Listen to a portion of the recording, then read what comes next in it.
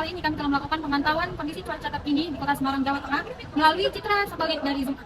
Berdasarkan observasi dilakukan pada tanggal 15 Juni 2025 pada jam 12.40 waktu Indonesia Barat, tercatat bahwasannya suhu udara pada lokasi ini berada pada kisaran 30 derajat Celcius, yang dimana menunjukkan cuaca panas dan khas pada wilayah pesisir utara Jawa.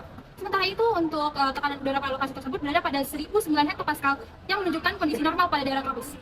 Tekanan udara dari pemantauan tergolong rendah. Hal ini menyebabkan naiknya udara ke atmosfer dan membentuk awan cumulonimbus. Awan ini dapat menyebabkan hujan deras, angin kencang, dan juga petir.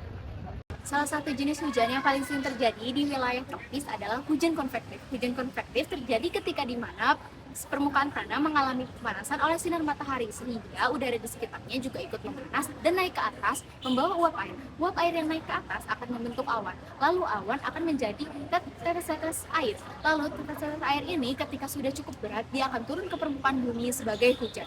Proses ini sering terjadi di siang hingga sore hari karena siang hingga sore hari ini suhu permukaan bumi sedang tinggi-tingginya yang memicu naiknya udara secara kuat dan cepat.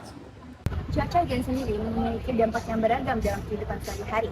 Dalam sektor transportasi, hujan menyebabkan genangan air hingga banjirop yang mengganggu lalu lintas.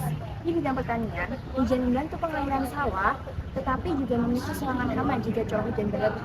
Sedangkan dari sisi kesehatan, kasus penyakit seperti demam berdarah atau DBD dan infeksi saluran pernapasan akut atau ISPA cenderung meningkat akibat kelembapan yang tinggi.